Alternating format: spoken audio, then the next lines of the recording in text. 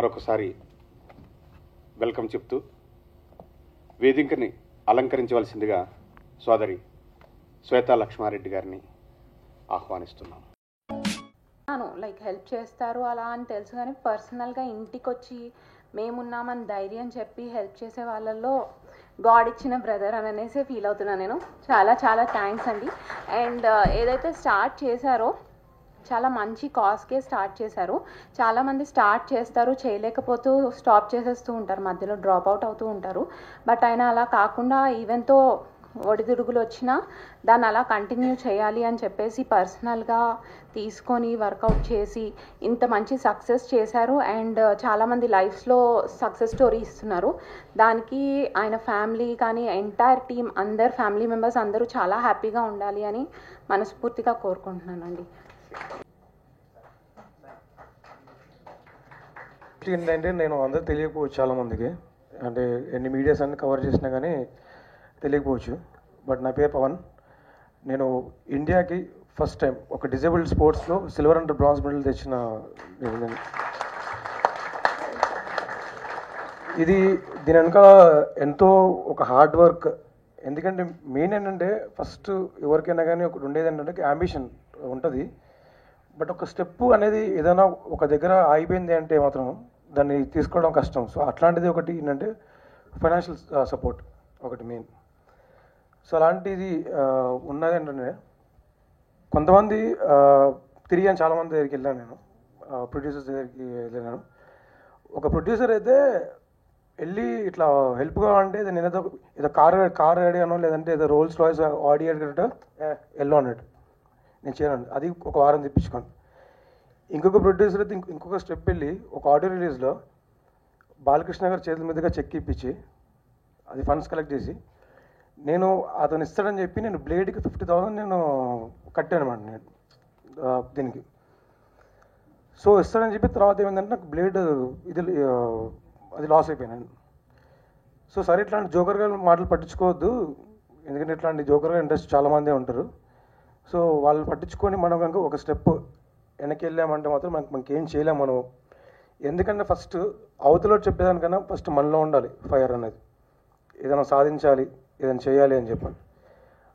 ఎప్పుడైతే మనం చేయలేము అని ఒక థాట్ వస్తే అప్పుడే నిజమైన ఫెయిల్యూర్ స్టార్ట్ అవుతుంది లైఫ్లో మనకి. సో అలా కాకుండా సో ఉన్నప్పుడు డిసప్పాయింటెడ్గా ఉన్నప్పుడు ఈవెంట్స్ ఉన్నప్పుడు నేను ఇంకా నమ్మకం పెట్టుకోలేదు. ఇంకా అంతే ఇట్లాంటి తగులుతూనే ఉంటారు. బట్ తగులితే మంచిదే, ఎందుకంటే మనకు తెలుస్తుంది నిజమా మనం ఎలా చేయాలి ఏంటి. సో అని చెప్పి నేను ఒక ఫౌండేషన్ స్టార్ట్ చేశాను. ఒక అబ్బాయికి నేను డిజేబుల్, ఎందుకంటే నాలాగా ఇంకొకటి పరిస్థితి అనిపించొద్దు అని చెప్పని అబ్బాయికి ట్రైనింగ్ అని. అండ్ ఇప్పుడు అబ్బాయి డిస్ట్రిక్ట్ లెవెల్లో గోల్డ్ మెడల్ తీసుకొచ్చాడు. Is my student and I'm proud to say that. And ఇందాక నేను చూసినప్పుడు సో మా ఫాదర్ చెప్పినప్పుడు ఇందాక చెప్పారు కదా ఇండస్ట్రీలో ఎట్లా చేస్తుంటారు బట్ ఎవరు చేయరు అని చెప్పని. సో ఇలానే ఉన్నప్పుడు కాదంబరికి రంగం ఇట్లా చేస్తారు అంటే నేను ఫస్ట్ అంటే హోప్స్ లేవు, చేస్తారో లేదో, ఓకే సరే సరే లేదో సరే అని చెప్పి సరే పిలిచారు కదా అండ్ మా ఫాదర్ చెప్పారు కదా అని చెప్పని. సో చూసిన తర్వాత అండ్ ఏవి చూసిన తర్వాత నేను మిమ్మల్ని బాబాయ్ అని పిలుద్దాం అనుకుంటున్నాను. ఎందుకంటే ఎంతోమంది ఒక కొడుకు ఎలాగా, ఎందుకంటే ఇప్పుడు ఆయన ఇచ్చారని నేను చెప్పట్లేదు, ఎందుకంటే నాకు ఇప్పుడు ఇవ్వకపోయినా ఓకేనా, ఎందుకంటే నా సెల్ఫ్ పట్టుదల నాకు ఉంది. ఓకే, సో నాకు ఇది పెద్ద మ్యాటర్ కాదు, ఎందుకంటే నాకు దీంతో నా బ్లేడ్ కూడా రాదు నాకు. అండ్ ఎందుకంటే దాని cost 4 lakhs blade cost. So ఈవెంట్కి వెళ్ళడానికి మళ్ళీ నాకు ఇంకో 1.5 lakh ఖర్చు అవుతుంది నాకు. అది కాకుండా మళ్ళీ నా స్పోర్ట్స్ డైట్ కానీ ట్రైనింగ్ కానీ నేను షూస్ కూడా ఒక క్వాలిటీ షూస్ కానీ ఏదన్నా, ఎందుకంటే ఫుడ్ కూడా ఉన్నదానికి నేను నార్మల్ ఉన్నదానికి కూడా నేను అది పాడకుండా నేను చూసుకొని ట్రైనింగ్ అవుతూ ఉండాలి నేను. సో అవన్నీ చూసుకుని ఉండాలి. అండ్ ఇంతక బాబాయ్ మాట్లాడాడు చిన్నవాళ్ళు చెప్తే వినరు అని చెప్పని. బాబాయ్ జోకర్ గారు ఎంతో రోల్స్ రాయ్స్లో ఆర్డర్లు వచ్చి పెద్ద మనుషులని చెప్పుకొని తిరగడం కాదు బాబాయ్, పెద్ద మనసు ఉండాలి. అండ్ మనం అవతలకి హెల్ప్ చేసే ఆ మెంటాలిటీ ఉండాలి, అప్పుడే పెద్ద మనిషి అనేది ఒకటి ఉంటుంది. అది నేను ఇలా చూసాను నేను అది. అండ్ ఊరికే హెల్ప్ చేయడం కాకుండా నేను చూస్తున్నాను, నేను ప్రతి ఒక్కరిని పలకరిస్తున్నాడు, ఒక యాటిట్యూడ్ అనేది లేదు. అంటే ఇది నేను చేస్తున్నా కదా సరే నామకే వస్తాను కాదు, ప్రతి ఒక్కరి గురించి మాట్లాడుతూ వాళ్ళకి ఇది సమస్య. ఎందుకంటే ఇండస్ట్రీలో ఎంతోమంది బయట పటారం లోన్ పటారం ఉంటారు, సో బయట ఏంటంటే ఫిలిం ఇండస్ట్రీ అంటే ఓ పెద్ద అసలు ఓ ఫుల్ అంటారు. సో బట్ టోటల్గా వచ్చేసరికి ఏమవుతుందంటే టెక్నీషియన్ కానీ ఎవరన్నా కానీ చిన్న చేస్తున్న వాళ్ళకి ఎంతో కష్టపడతారు. వాళ్ళని సంపాదించుకొని ప్రొడ్యూసర్లు కానీ అసలు డైరెక్టర్ ఎంతమంది పైకి వస్తారు. పైకి వచ్చిన తర్వాత వాళ్ళు పట్టించుకోరు. ఇంకా కలిసినా కానీ మాట్లాడినప్పుడు కూడా ఫార్మాలిటీ కాదు, ఏదో మన ఏదో ఆస్తి అడిగినట్టు, లేకపోతే ఏదో హలో అంటే హలో అని చెప్పడానికి నార్మల్ మాట్లాడడానికి ఏం ఉండదు, యాటిట్యూడ్ చూపిస్తారు. సో అట్లాంటి వాళ్ళని అందుకని ఎప్పటి నుంచి నేను ఇండస్ట్రీలో కనిపించినా కానీ డబ్బింగ్కి నేను ఇప్పుడు మా ఫాదర్కి సపోర్ట్ చేస్తాను. డబ్బింగ్కి వచ్చాడు అంటే అట్లా యాటిట్యూడ్ చూపించాడంటే డెఫినెట్గా హాఫ్ అన్ అవర్ వెయిట్ చేపిస్తాను. నేను వెయిట్ చేస్తే చూపిస్తాను. నేను ఇష్టం అంటే చెప్పలేదు వెళ్ళిపో. ఎందుకంటే యాటిట్యూడ్ అనేది చాలా ఇంపార్టెంట్. ఇప్పుడు చూస్తున్న బాగా ఉన్నప్పుడు కూడా పలకరించడం, మాట్లాడడం అందరినీ. సో ఒక చిన్న పెద్ద అనేది లేదు, ఎందుకంటే అవసరం. ఎందుకంటే మనిషి కష్టాలు అనేది అందరికీ ఉంటాయి. బట్ అర్థం చేసుకొని దాన్ని సరే నా వంతు నేను ఏం చేయగలను అనేది చూసుకొని అది చేయడం అనేది ఒక చాలా గొప్పతనం అది. అండ్ బాబాయ్ అందరి ఆశీర్వాదం మీకు నిజంగా అది చాలా బాగా, అంటే మిమ్మల్ని మీ ఫ్యామిలీని కాపాడుతుంది. ఎందుకంటే మీరు కావాలంటే ఒక కాస్ట్లీ కారు పెద్ద బంగ్లాలో ఉండొచ్చు, పెద్ద దానికేం పెద్ద ఇది కాదు. బట్ అందరి అంబిషన్ డబ్బు సంపాదించిన ఒకటే ఉండదు, చాలామందికి చాలా అంబిషన్స్ ఉంటాయి. సో బాగా ఏంటంటే అంటే ఇది యూజ్ చేసుకొని చాలామంది పాలిటిక్స్ కూడా వెళ్ళొచ్చు. బట్ అది కాకుండా ఇండస్ట్రీలోనే ఉంటూ అందరినీ సపోర్ట్ చేస్తూ అక్కడెక్కడ వెళ్ళిన వాళ్ళని అడిగి నిజంగా కష్టాలు ఎవరున్నారో వాళ్ళని ఎత్తికి పట్టుకుని వాళ్ళని చేయడం అనేది అది నిజంగా చాలా great thing. I really appreciate you బాబాయ్ నిజంగా. So thank you so much ఇక్కడ వచ్చిన గెస్ట్స్ అందరికీ. సో నేను కొంచెం ఎక్కువ మాట్లాడినంటే క్షమించండి, నా యాటిట్యూడ్ అంతే. 4 lakhs అంటే ఒక ఏమంటారు ఒక మిడిల్ క్లాస్ బతికేది. బట్ చెప్పినట్టుగా ఏంటంటే అంబిషన్ అనేది అందరికీ ఉండాలి. అండ్ అది ఎప్పుడైనా సరే మన వెళ్ళినప్పుడు ఏంటంటే లైఫ్లో ఎప్పుడు డిఫరెంట్గా ఉండాలి. మనం మా కోచ్ ఎప్పుడు ఒక మాట అంటుంటాడు, పవన్ ఎంతమంది పుడుతుంటారో చనిపోతుంటారో, ఎన్నో జంతువులు పుడుతుంటారో, బట్ ఎంతమంది చరిత్రలో నిలుస్తారో అని చెప్పాను. సో మనం పుట్టి పెరగడం కాదు, బట్ మన చరిత్రలో ఎలా నిలిచిపోతాం అనేది మనం లైఫ్లో ప్లాన్ చేసుకోవాలి. That's the thank you.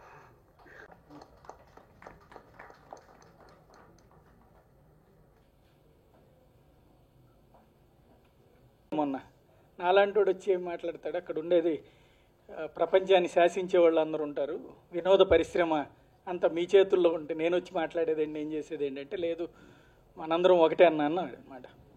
అందుకని చెప్పి నేను ఆ రోజున కార్యక్రమానికి వస్తానని మాట ఇచ్చాను. కాకపోతే ఇక్కడికి వచ్చిన తర్వాత ఒక ఇందాక ఏవి చూసిన తర్వాత కానీ ఇక్కడ జరుగుతున్నటువంటిది చూస్తుంటే సమాజంలో ఉన్నటువంటి ఆవేదన, ఆక్రందన ఈ రెండూ కూడా మన కళ్ళెదురుగుండా కనబడుతున్నాయి. కాకపోతే ప్రాబ్లం వల్ల ఏంటి,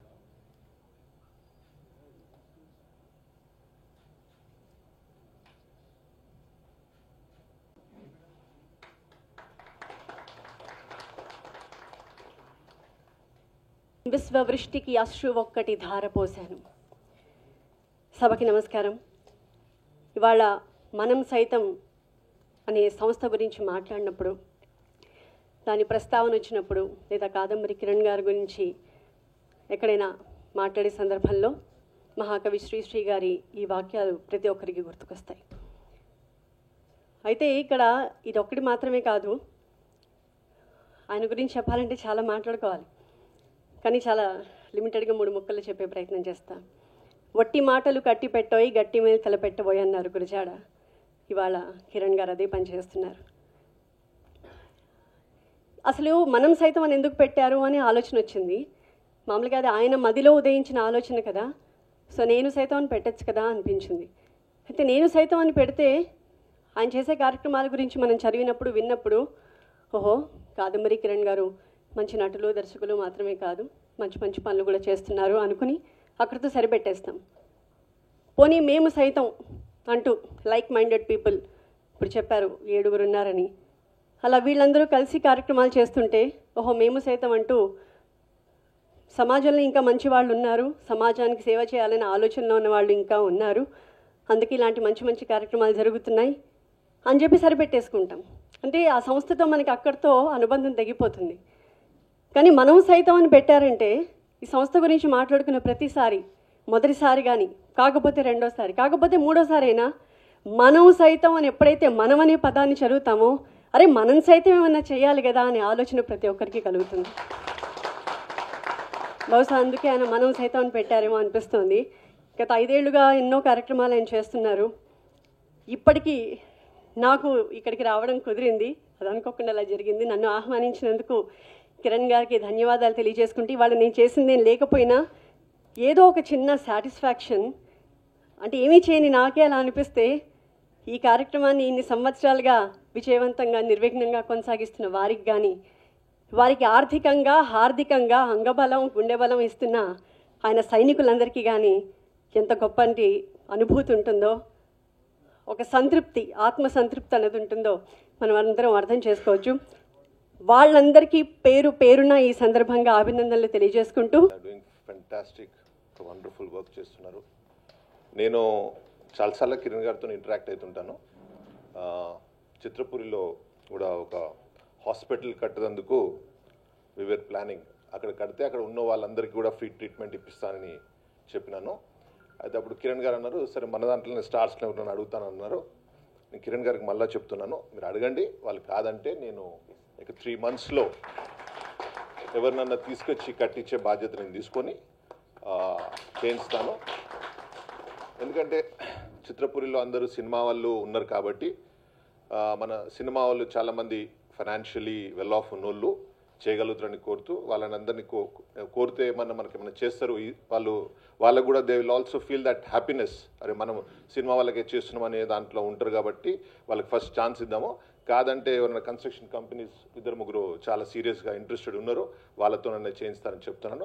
అసుంటి ప్రోగ్రామ్ అంటే అసుంటి వాళ్ళు అవి చేస్తే మన కంప్లీట్లీ సినిమా వాళ్ళకి ఇండస్ట్రీలో ఉన్న వాళ్ళందరికీ కూడా ఫ్రీ ట్రీట్మెంట్ అవుతుందని, దాంతో ఇంకా ఇసుంటి చిన్న చిన్న బాధలు తప్పిపోతాయని అనుకుంటున్నాను. నాట్ బిగ్ సీరియస్గా ఉన్న ఇష్యూస్ అండ్ డెఫినెట్లీ మనం ఇంకా పెద్ద హాస్పిటల్స్ పోవాలి, కానీ అక్కడ చిన్నవన్నీ కూడా మనం వీ కెన్ టేక్ కేర్ అని అనుకుంటున్నాను. అసుంటి కాకుండా కూడా ఇన్సూరెన్స్ మన చెప్తుండ్రు ఇంతకుముందు, ఇన్సూరెన్స్ ఏవైతే ఉన్నాయో అవి అన్ని డిపార్ట్మెంట్స్లో లైక్ ప్రొడ్యూసర్ కౌన్సిల్స్లలో వీళ్ళు అందరు చేస్తున్నారు. ఇంకా వేరే వేరే సెక్టర్స్లో కూడా అన్ని చేయాలని, వాళ్ళకి ఏమైనా ఫైనాన్షియల్ ఇబ్బంది ఉంటే ఎఫ్డీసీ నుంచి మేము ఆదుకుంటామని, ఏదైనా at least 50% of the insurance amount నేను పర్సనల్గా, నాట్ ఫ్రమ్ ద గవర్నమెంట్, నేను పర్సనల్గా నెక్స్ట్ టైం మీరు ఎప్పుడు ఏదైనా ఉన్నప్పుడు నాకు చెప్పండి, నేను ఇందులో పార్టిసిపేట్ చేసినందుకు I will be most happiest. I will do in నా లెవెల్లో నేను తప్పక చేస్తానని కోరుతూ thank you all the best.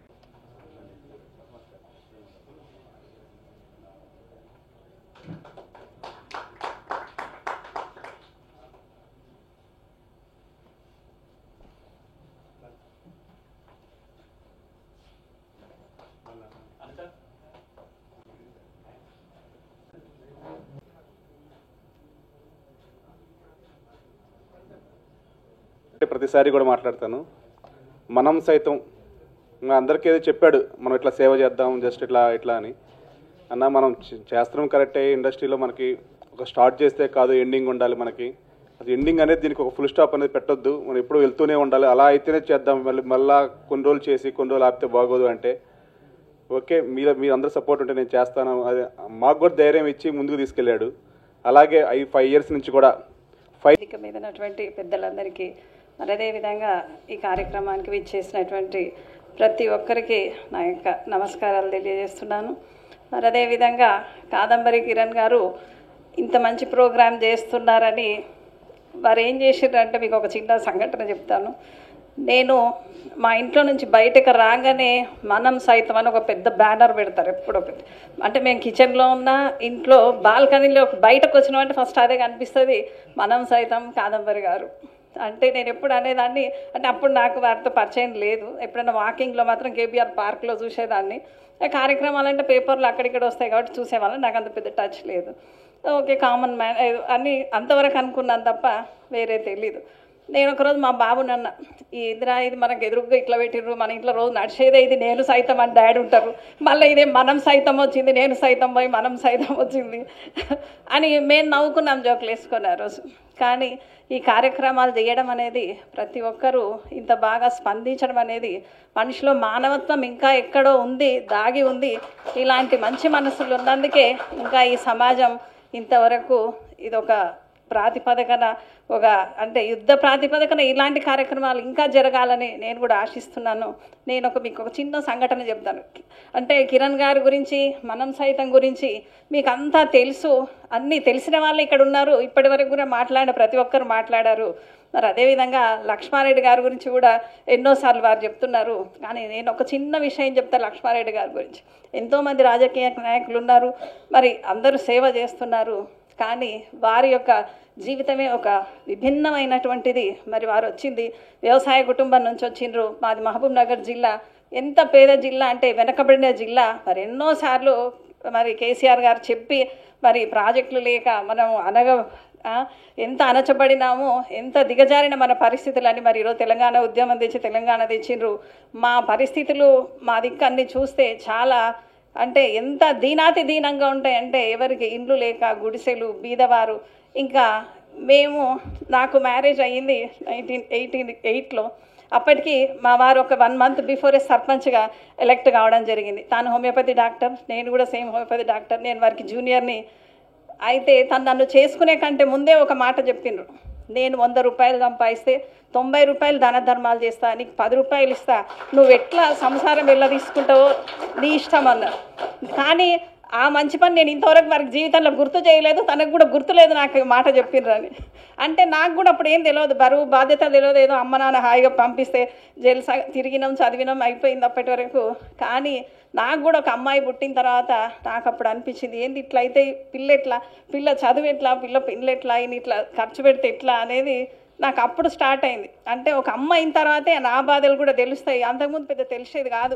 ఆయన పెడుతుంటే ఏదో ఆనందం అనిపించేది, 10 మందికి హెల్ప్ చేస్తుంటే చేస్తుండే కదా, నా కూడా గ్రేట్ అనిపిస్తుంది కదా ఎవరికైనా కూడా. అది కూడా నేను ఫీల్ అయ్యేదాన్ని. చాలా కార్యక్రమాలు చేసేవారు. తను ఫస్ట్ ప్రాక్టీస్ చేసేది నా పెళ్ళైన తర్వాత ఒక 1 monthకి. అది కూడా మా ఫాదర్ ఏం పని చేస్తాడు అంటే సర్పంచ్గా తిరుగుతుండు, ఇదే కదా ఆయనకు ఉంటుంది, ఆయన బిడ్డ వాళ్ళ సంసారం మంచిగా ఉండాలి అంటే ఒక క్లినిక్ పెట్టిండ్రు మా వారు. ఆయన సంపాదించేది ఒక 100 రూపాయలు సంపాదించి అప్పుడు ఎంత 3 రూపాయలు తీసుకునేది ఊర్లో. మేము ఒక పల్లెటూరులో ఉండేవాళ్ళం, ఒక క్లినిక్ పెట్టాం. 3 రూపాయలు ఇచ్చేది ఇంజెక్షన్ ఇస్తే. అది కూడా జనాలు ఇంజెక్షన్ ఇవ్వకపోతే డబ్బులు ఇవ్వకపోతే, ఈవెందో ఇది హోమియోపతి డాక్టర్, ఇక తప్పదు కాబట్టి ఏదో చేయాల్సి వచ్చింది, చేసిండ్రు. అది 3 రూపాయలు ఇస్తే అట్లా ఎంతమందిని, మళ్ళీ ఎంత క్రౌడ్ ఉండేదంటే ఒక 150 పేషెంట్లను చూసేది రోజుకు. వచ్చే 100 ఎవరో దయదలిసి ఇస్తేనే కానీ ఆయన సర్పంచ్ అడగడు. మళ్ళీ పెద్ద పటేలు ఊర్లో ఎట్లా అడుగుతాడు, డబ్బులు అడగడు. ఆ 100-200 వస్తే దాన్ని ఏం చేసేది, మళ్ళీ అందులో ఎవరికొరికి ఎక్స్రే అవసరం ఉంటుంది, ఎవరికి టీబీ ఉంటుంది, ఎవరికి ఇంకేదో ఉంటుంది. ఆ వచ్చిన డబ్బుల్ని మళ్ళీ అందులో వచ్చిన 150 పేషెంట్లో ఒకరికో ఇద్దరికో ఫర్దర్ ట్రీట్మెంట్కి అవసరం ఉంటే అవి పంచిపెట్టి ఇంటికి వచ్చేవాళ్ళు. అట్లా ఆయన 6 months అది ట్రీట్మెంట్ చేస్తే, క్లినిక్ నడిపిస్తే నాకు ఎవ్రీ మంత్ ఆ కాలంలో అంటే అప్పుడు 30 years బ్యాక్ ఎవ్రీ మంత్ నేను 3000 4000 ఇంట్లో ఉన్న డబ్బులు అవో ఇవో మా అత్తమ్మ దగ్గర తీసుకొని ఆ డబ్బులు తీసుకొని మెడికల్ షాప్లో కట్టాలి. ప్రతి ఒక్క రుజువు ఉన్నారు వీటన్నిటికి కూడా. జడ్చర్లలో మెడికల్ షాప్. నేను ఆ అప్పులు కట్టలేక మా వారిని క్లినిక్ బంద్ చేయించిన. నువ్వు చెయ్యొద్దు నాయన, నేను ఈ అప్పులు కట్టలేను.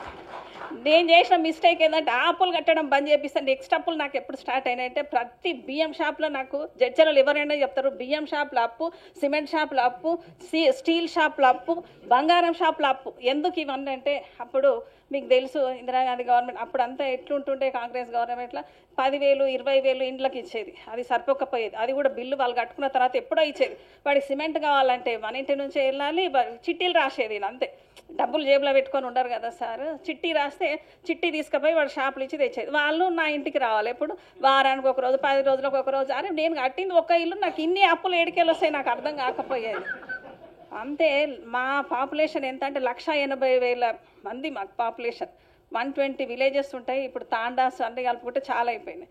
అన్ని విలేజెస్లో ఉండేవాళ్ళు ఎవరికి ఏ అవసరం వచ్చినా కూడా, ఇప్పటికి కూడా ఏ చావు వచ్చినా కూడా ఆయన CLR సేవా సంస్థ ఉంది.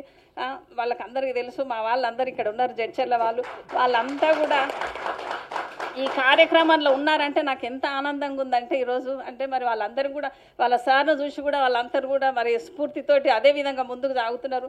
వాళ్ళందరూ ఇలాగే కోఆపరేషన్ ఎవరు ఎక్కడ ఏ మంచి పని చేసినా ఉండాలని నేను కోరుకుంటున్నా. అదేవిధంగా సార్ వైద్య శాఖ మంత్రి అయితే నేను నా పిల్లలు ఎంత ఆనందపడ్డామంటే ఎంతమందికి మేము హెల్ప్ చేస్తున్నాం. నాకు ఎన్నో ఫోన్లు వస్తాయి. మీరు ఒకసారి చూడండి నెట్లో మా వారి పేరుతో పాటు మా వారి నంబర్తో పాటు నా నంబర్ ఉంటుంది.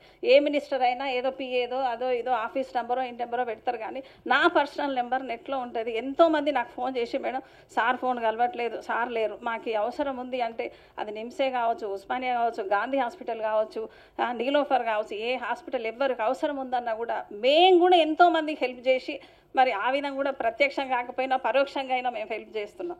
అదేవిధంగా నేను మీకు ఒక్క సంఘటన చెప్తా. ఎప్పుడో 26 years బ్యాక్ మా దగ్గర ఒక లీడర్ ఉన్నా కూడా అక్కడ అంతా పూర్గా ఉంటారు. వాళ్ళ అబ్బాయికి అంటే కిడ్నీస్ పాడైతే అప్పట్లో మేము కూడా మామూలుగా అంటే అప్పుడప్పుడే మేము కూడా పైకి వచ్చేటటువంటి స్టేజ్లో అప్పుడు కిడ్నీ ట్రాన్స్ప్లాంట్ చేయాలంటే 50,000 రూపాయలు కావాలన్నారు. శాంతయ్య గారి కుమారుడు అంటే అప్పుడప్పుడు సార్ 50,000 తెచ్చి ఆ అబ్బాయికి ట్రీట్మెంట్ చేయించారు ఇక్కడ హైదరాబాద్. అంటే అప్పుడు తను కూడా పెద్దగా పెట్టే స్థితిలో లేకపోయినా కూడా అప్పుడు 50,000 పెట్టి ఆ అబ్బాయిని బ్రతికించిండు. ఆ అబ్బాయి ఈ మధ్యన రీసెంట్గా చనిపోయాడు. ఎంత బాధపడ్డామంటే అప్పుడు ఆయన అంత కష్టం ఉన్నప్పుడు కూడా 50,000 పెట్టి అబ్బాయిని బ్రతికిస్తే అబ్బాయి పెద్దగా అయిన తర్వాత ఇన్ని ఇయర్స్ తర్వాత ఈ మధ్యన చనిపోవడం జరిగింది. అంటే అట్లా ఎన్నో కేసులు. ఒక్కటి రాజశేఖర రెడ్డి గారు ఏ గవర్నమెంట్ ఏ నాయకుడు ఉన్నా కూడా మంచి పని చేసిన వాళ్ళని మనం అందరం కూడా ప్రశంసించాల్సి వస్తుంది, వాళ్ళని మెచ్చుకోవాల్సి వస్తుంది. రాజశేఖర రెడ్డి గారు ఆరోగ్యశ్రీ పథకం పెట్టి ఆయన ఎప్పుడైతే పెట్టిరో దాని తర్వాతనే మా ఫుడ్ మేము తిని మేము హాయిగా హ్యాపీగా ఉన్నాం. అంతవరకు మాకు కష్టాలే ఉన్నాయి నేను చెప్తాను. నేను ఒకరోజు మీడియా వాళ్ళు అడిగితే కూడా అట్లా చెప్తే వాళ్ళు అమ్మ మేము ఇది రాయలేమండి కేసీఆర్ గవర్నమెంట్ ఉంటే. కేసీఆర్ కూడా మొన్న ఒక పనికి మెచ్చుకున్నారు రాజశేఖర రెడ్డి గారు. ఇట్లా చేసినందుకు నేను అభినందిస్తున్నా. ఏ పార్టీలో ఉన్నా ఎవరు చేసినా కూడా అభినందించాలని, ఎవరు ఏ మంచి పని చేసినా అభినందించాలి. అది ఏ పార్టీ వాళ్ళు కావచ్చు, ఎవరు కావచ్చు, ఒకరు ఉంటారు ఒకరు పోతారు, ఇదేం శాశ్వతమైంది కాదు. కానీ అయితే ఆరోగ్యశ్రీ పథకం పెట్టిన తర్వాత ఎంతోమంది లబ్ధి పొందిందంటారు. ఇప్పుడు కేసీఆర్ గారి గవర్నమెంట్ మీరు అందరూ కూడా చూడాలి. ఇంత సఫర్ అవుతుందంటే మనకు తెలుసో తెలియకనో అంటే సరైన పర్సన్ కలవలేకనో ఏవో ఇబ్బందులు ఉండొచ్చు. అయినా కూడా గవర్నమెంట్ దగ్గర కూడా అందరికీ చేయాలంటే కూడా కాదు, అందరికీ మంచి మనసు ఉండాలి, అందరం ఒకరికొకరం సాయం చేసుకోవాలి. కానీ కేసీఆర్ గారు ఎంత మంచి పని చేస్తున్నారంటే లివర్ ట్రాన్స్ప్లాంటేషన్లు కూడా గవర్నమెంట్ హాస్పిటల్లో జరుగుతున్నాయి. ఇప్పుడు బీదవారికి ప్రతి ఏ డిసీజ్ వచ్చినా కూడా పేదవాడికి ఇప్పుడు అంటే వైద్యం అందట్లేదు అనేటటువంటి ఇబ్బంది నుంచి మనం బయటకు వస్తున్నాం తెలంగాణలో ఉన్నటువంటి ప్రతి పౌరుడు. మరి ఆ విధంగా వీళ్ళంతా కూడా ముందుకు వెళ్ళడానికి ఎంతో శాయశక్తుల ప్రయత్నం చేస్తున్నారు. అది కూడా ప్రతి ఒక్కరిలో రావాల్సినటువంటి అవసరం ఉంది మార్పు. మీరు ఇంతకుముందు చూసినారు ఎంతమందికి నార్మల్ డెలివరీలు అయ్యేవి. ఇప్పుడు కేసీఆర్ గవర్నమెంట్ వచ్చినప్పటి నుంచి ఎన్ని నార్మల్ డెలివరీలు అవుతున్నాయో చూడండి. మా దగ్గర ప్రతి ఒక్కరు సిజేరియన్ అయ్యేది, ప్రతి ఒక్కరు సిజేరియన్ అయ్యేది, లేకపోతే హిస్టెక్టమీ అయ్యేది. హాస్పిటల్కి వెళ్ళింది ఏదన్నా ఒక అమ్మ అంటే 30 years ఉండేది, 30 years వాళ్ళ నుంచి హిస్టెక్టమీ చేసేది. ఇక అమ్మాయిలు వెళ్ళిండ్రు ఏదన్నా వీళ్ళు గర్భవతులు వెళ్ళిండ్రు హాస్పిటల్కి అంటే అన్ని సిజేరియన్లే. 100 డెలివరీస్ అయితే అందులో 80% ఇవే సిజేరియన్లే ఉంటుండే, 20% మాత్రమే నార్మల్ డెలివరీస్ ఉంటాయి. ఇప్పుడు చూడండి ఎంత మార్పు వచ్చింది. మనం వేసిన ఒక ఓటు, మనం ఒక సరైన లీడర్ని ఎన్నుకుంటే మనకు ఎన్ని లాభాలు ఉంటాయి అనేది ఇప్పుడు ఈ తెలంగాణ ప్రభుత్వంలో మనం చూస్తున్నాం. అదందరూ కూడా ప్రతి ఒక్కరు గుర్తించాల్సినటువంటి అవసరం ఉంది. సరే మనం కోరుకున్నంత ప్రతి ఒక్కడు నాకు ఇల్లు కావాలి, ఇల్లు చేసిండా, ఇది చేసిండా, 3 ఎకరాల భూమి చేసిండా అని అనొచ్చు. కానీ దానికి గ్రాడ్యువల్గా అన్ని మనం ఒకదాన్నొకటి స్టెప్ బై స్టెప్ అధిగమించుకుంటూ పోతే అన్ని ఫలాలు అందేటటువంటి అవకాశం ఉంది. కాబట్టి ప్రతి ఒక్కరు కూడా మరి సేవా దృక్పథాన్ని ఇదే విధంగా కాదంబరి కిరణ్ గారు ఎంత ముందుకు తీసుకుపోతున్నారో. నేను ఈ మధ్యన ఎలక్షన్స్ అప్పుడు వెళ్ళిన ఒక ఊరికి వెళ్తే ఎస్టీ అబ్బాయి, ఒక అబ్బాయి ఎంత అందంగా ఉన్నాడు, ఎంత బాగున్నాడు అంటే అబ్బాయికి జీప్ యాక్సిడెంట్ అయ్యి 2 కాళ్ళు పోయినాయి, వీల్ చైర్లో కూర్చోబెట్టిరు. దీనమైనటువంటి పరిస్థితి. వాడి కట్లు కట్టి ఆ ఊర్లో పల్లెటూరులో గలీజులు అట్లా పెడితే నేను ఇప్పటికీ నా కొడుకును ప్రతిరోజు నా బాబుని చూసినప్పుడు నాకు ఆ బాబు గుర్తొస్తాడు. నేను వీడికి ఏం చేయగలుగుతా ప్రతిరోజు నేను ఆ బాబును గుర్తు చేసుకున్నటువంటి రోజు లేదు. నేను మా వారిని అడుగుతుంటా. బట్ అంటే ఆ అబ్బాయికి 17 సంవత్సరాలు మాత్రమే ఉన్నాయి. వాడు కొద్దిగా పెద్దగా అయితే వాడికి ఏదన్నా వాడు ఒకదానికి ఎలిజిబుల్ వస్తే వాడికి ఒకటి చిన్నది ఏదన్నా ఒక బిజినెస్ పెట్టుకొని కూర్చొని చేసుకోగలిగినటువంటిది ఏదైనా చౌకదొరుకుతున్నా ఏదో ఒకటి ఇప్పిస్తే వాడు బాగుపడతాడేమో అని నేను ఆలోచన చేస్తున్నా. అట్లాంటివి మనం చూసినప్పుడు మన లోపల ఒక చిన్న స్పందన అనేది ప్రతి ఒక్క మానవునికి నీకు ఉందా లేదా, చెయ్యగలమా చెయ్యలేమా, మనకు ఎంత స్తోమత ఉందనేది వదిలిపెట్టేసి ప్రతి ఒక్కరు కూడా అనుకుంటే చేయలేనిదంటూ లేదు. కాబట్టి మనం ప్రత్యక్షం చేయొచ్చు, లేదంటే పరోక్షంగా ఎవరన్నా అడుక్కొనన్నా చేయొచ్చు. దానికి సాక్ష్యం నిదర్శనం మరి ఇక్కడే కనిపిస్తుంది. కాబట్టి మేము రోజు ఇదే పని చేస్తుంటాం. కాబట్టి మరి కిరణ్ గారిని చూస్తుంటే మేము కూడా కొంచెము గ్రేట్గానే ఫీల్ అవుతున్నాం. ఓహో, మేము కూడా బాగానే చేస్తున్నాం అనేది నాకు కూడా అనిపిస్తుంది ఇక్కడ ఈ వేదిక మీద నుంచి. అంటే మేము ఇవన్నీ మా దగ్గర చెప్పుకోలేం. నేను ఒకసారి మా వారికి చెప్పిన లాస్ట్ ఎలక్షన్స్ అప్పుడు, నేను మీ భార్యను కాకపోయింటే మీ గురించి నేను చాలా బాగా చెప్పేదాన్ని. అంటే నేను ఆయన భార్యను కాబట్టి నేను పక్క నుండి ఇంత చూడగలిగాను. కానీ వేరే వాళ్ళు, నేను ఇప్పుడు మా దగ్గర పిఎస్ ఉంటారు, నేను ఎవరిని అడిగినా కూడా చెప్తారు, ఏందమ్మా సార్ ఇట్లయితే ఏందమ్మా, సార్ ఇట్లయితే ఏందమ్మా, మీరు కొంచెం కంట్రోల్ చేయాలి, కొంచెం కంట్రోల్ చేయాలి అని చెప్తుంటారు నాకు. మా పిఏలు, మా గన్మెన్లు, మా ఇంటెలిజెన్స్ వాళ్ళు పక్కన ఉంటారు.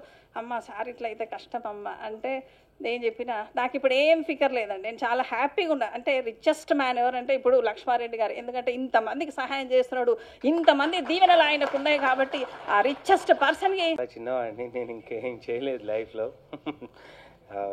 నిజంగా కాదంబరి కిరణ్ గారికి, ఆయన ఎంటైర్ టీంకి భగవంతుడు ఆయురారోగ్యాలు అష్టైశ్వర్యాలు ఇచ్చి ఇంకా ఎంతో మందికి సేవ చేసి